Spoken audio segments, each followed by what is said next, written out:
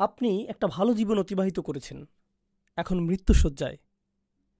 আজ হোক বা কাল হোক আমরা একদিন এই মৃত্যুশয্যায় শায়িত হব।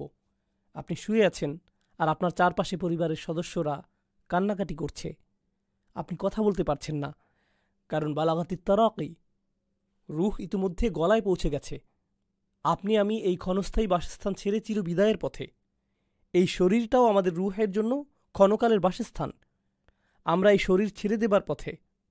আপনার মা পাশে দাঁড়িয়ে আছে, ভাই বোনেরা এবং পরিবারের অন্যান্য সদস্যরা দাঁড়িয়ে আছে, তারা সবাই কাঁদছে। ঠিক সেই সময় আপনার চোখ খুলে গেল। এমন কিছু দেখতে পাচ্ছেন যা অন্য কেউ দেখছে না। দেখতে পেলেন ফেরেশতারা নেমে আসছে। আশেপাশের কেউ এই দৃশ্য দেখতে পারছে না, কিন্তু আপনি দেখতে পাচ্ছেন, কারণ অদৃশ্যের পর্দা আপনার সামনে থেকে সরে গেছে। আর যখন মানুষ ফেরেশতাদের দেখতে পায়, তখন তারা শুধু দুই দলের ফেরেশতাদের মাঝে যে কোনো এক দলের দেখা পায়। এক ধরনের ফেরেশতারা হলো এমন ফেরেশতা যাদেরকে দেখে এমন ভয় পাবেন যে ভয় জীবনে আপনি কখনো পাননি। আর অন্য দল হলো যাদের দেখে এত আনন্দিত হবেন যে জীবনে কখনো এতটা আনন্দিত হননি। এই আয়াতে যে ফেরেশতাদের কথা বলা হয়েছে তারা হলেন দ্বিতীয় দলের ফেরেশতা। তারা আপনার জন্য আনন্দ বার্তা নিয়ে আসবে এবং বলবে, আল্লাহ তাখাফু ওয়ালা তাহজানু, ভয় পেও না, দুঃখ করো না। আলেমরা এই বক্তব্যের ব্যাখ্যা নিয়েও অনেক আলোচনা করেছেন। ভয়ের ব্যাপারটা বুঝলাম, আপনি মারা যাচ্ছেন তাই ভয় পাওয়াটা স্বাভাবিক। এখানে লা তাহজানু, দুঃখ পেও না কেন বলা হলো? দুঃখ এবং মনোবেদনা আসে পূর্বে ঘটে যাওয়া কোনো ঘটনা থেকে, যেটা ইতোমধ্যে ঘটে গেছে। তাহলে এখানে কেন লা তাহজানু উল্লেখ করা হলো? কারণ একজন বিশ্বাসীর ভাবনাটা তখন এমন থাকে, হায় হায়, ফেরেশতারা চলে এসেছে, আমার তো আরও তওবা করা দরকার ছিল, আমার আরও কিছু দোয়া করার দরকার ছিল, আমি তো এই বছর ইতিকাফ করার প্ল্যান করেছিলাম, আমি আরও কুরআন তেলাওয়াত করতে চেয়েছিলাম, আমার মায়ের সাথে আরও কিছু সময় ব্যয় করতে চেয়েছিলাম, আমার ভাইকে সাহায্য করতে চেয়েছিলাম, অমুক অমুক ব্যক্তিকে টাকা দিতে চেয়েছিলাম, আমি আরও কিছু সাদকা করতে চেয়েছিলাম, আমি বেহুশ হওয়ার পূর্বে চেকটা সই করতে চেয়েছিলাম। এখন আমি হাসপাতালে আর আপনারা চলে এসেছেন। আপনারা আমাকে নিয়ে যাওয়ার পূর্বে একটু চেকটা লেখার সুযোগ দিবেন।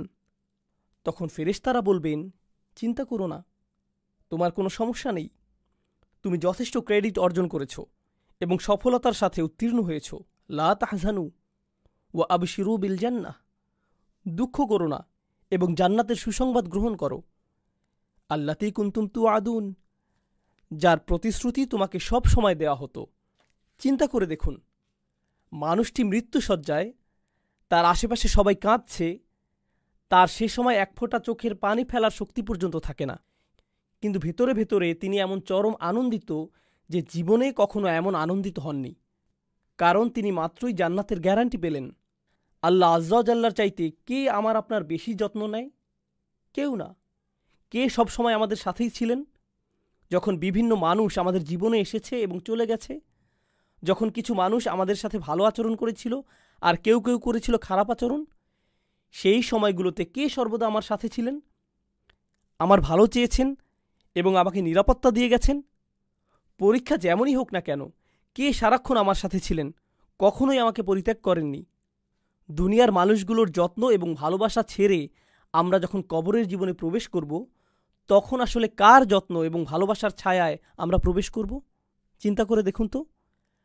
আমরা মানুষের যত্ন পরিত্যাগ করে পরিপূর্ণরূপে আল্লাহর যত্নে প্রবেশ করব।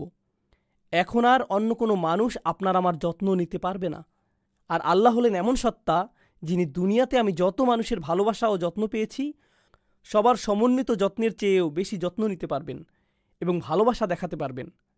হাদিসে এসেছে, ঈমানদার ব্যক্তি কবরে ফেরেশতাদের প্রশ্নের উত্তর দেওয়ার পর আকাশ থেকে একজন ঘোষক বলবেন, অর্থাৎ আল্লাহ বলবেন, আমার বান্দা যথাযথ বলেছে, সুতরাং তার জন্য জান্নাতের একটা বিছানা বিছিয়ে দাও এবং তাকে জান্নাতের পোশাক পরিয়ে দাও। এছাড়া তার জন্য জান্নাতের দিকে একটা দরজা খুলে দাও। তিনি সাল্লাল্লাহু আলাইহি সাল্লাম বলেন, সুতরাং তার দিকে জান্নাতের স্নিগ্ধকর হাওয়া ও তার সুগন্ধি বইতে থাকে। তিনি আরও বলেন, ওই দরজা তার দৃষ্টিসীমা পর্যন্ত প্রশস্ত করা হয়।